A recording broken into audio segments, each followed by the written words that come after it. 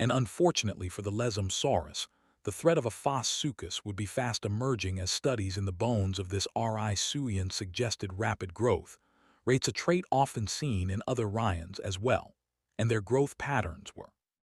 actually typically faster than what was seen in dinosaurs, just giving them another advantage now to actually take dinosaur pod paleontologists. Believe the phos sucus would have utilized his titanic skull, which alone was about the size of a person, and not to many and filled with very large sharp teeth, which it used to rip off huge amounts of flesh, leading to rapid blood loss and shock. These teeth are also what made rhisuian, in general, such tough adversaries for early dinosaurs even if they weren't. All 3 tons, as their designs were unusually long, extremely sharp, and a bit curved, allowing them to act sort of like sabers and dish out crazy amount of damage with minimal force. And this is perhaps best demonstrated by the Sarcus, one of the biggest rhyons, and also one of the better studied ones. And of course, in typical Rhizian fashion, it had a giant head about the length of a medium-sized dog, and yet recent research on its bite uncovered that it was actually relatively weak, as in only as strong as the bite of a modern gharial, who are not only smaller, but also specialized in catching fish, not crushing or tearing. However, because the teeth were just so well adapted for cutting, scientists still think that it was the undisputed apex predator, and hunted large boded prey by shearing off chunks of flesh, with the only real drawback being that it might have had to leave some meat on the bones, which proved too hard to reach. And now, while it is likely that at least some of the other rhyons had a weaker bite, not everyone is as convinced that all rhyons had universally weak jaws, and the emerging idea is that each one had a pretty different kind of bite, allowing the group to develop a variety of feeding techniques, with some being able to shred large, tough prey, while others went for vulnerable, soft, smaller animals.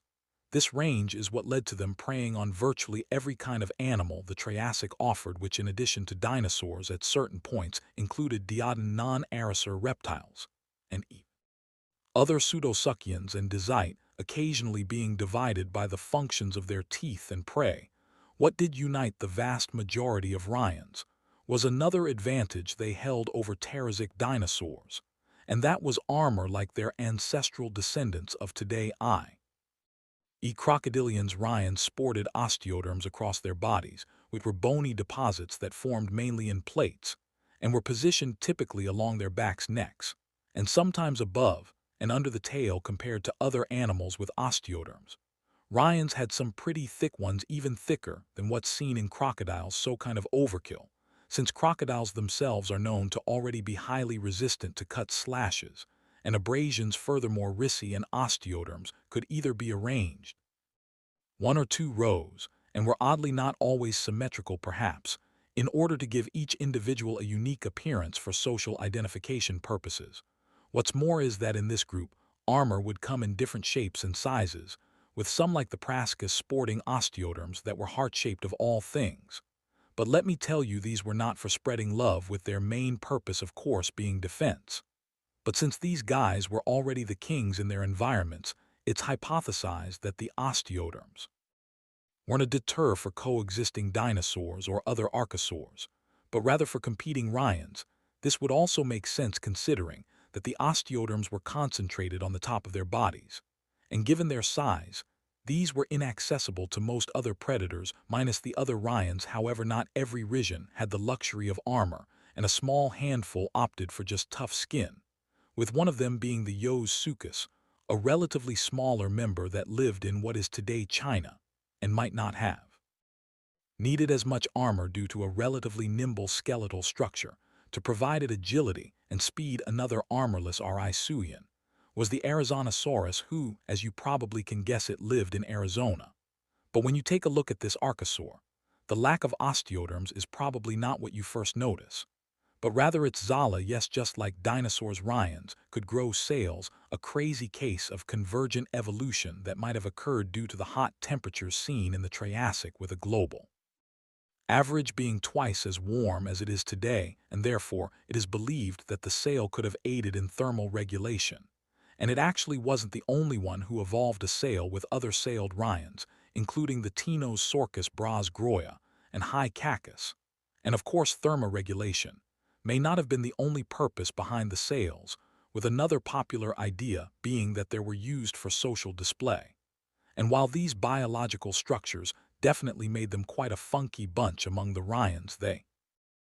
definitely were not alone in their weirdness, as you also genera like Chanosuchus, who had no sail, but was semi-aquatic. In fact, it's actually the only risuian thought to be competent in water, despite many of them looking like giant croc and tail remains belonging to Chanosuchus show, that had a large laterally compressed tail and tall neural spines, which indicates powerful aquatic propulsion. Other water-friendly adaptations included reduced dermal armor and an elongated neck, perhaps for catching fish, and yet it still retained unspecialized legs, suggesting that if it wanted to it could still very much walk on land. But thankfully for any vacationing time travelers, it was not the biggest predator out there, and it didn't even bother with freshwater sources or says, instead inhabiting the shallow war seas at the time, making them early similar to another staple of the Triassic, the Nothosaurus. But despite its crocky-like appearance, Nothosaurus was not a ruin, but it again brings to light how this group seemed to have a superpower for convergent evolution. And this wasn't even the most striking case, as ironically, there were actually Ryans that evolved features that made them resemble those who lived in their shadows, theropods. Now remember what I said about them usually being quadrupedal. Well, like I said, there's exceptions. And some Ryans decided to break that loose rule with a few developing bipedal locomotion, as seen in the Chasasaurus, Igeopaposaurus, and Cucus. And it wasn't just walking on two legs that made them theropod-like, as these genera typically had reduced hands, dinosaur-like hips, and skull structures similar to certain theropods, making it not so hard to see why for a while paleontologists thought they were actually theropods. Yet of course we now know that they weren't, due to their crew, Tarzan ankles and pillar-erect stances. And interestingly enough, none of these theropod lies actually lived with fully fledged dinosaurs, instead coexisting with primitive dinosaur forms who could, though, be bipedal as well, and in true Rookian fashion. It was also them who became the closest two-legged thing in size to giant theropods. Now not all of them did this, and as the Agea and Paposaurus were both on the smaller side,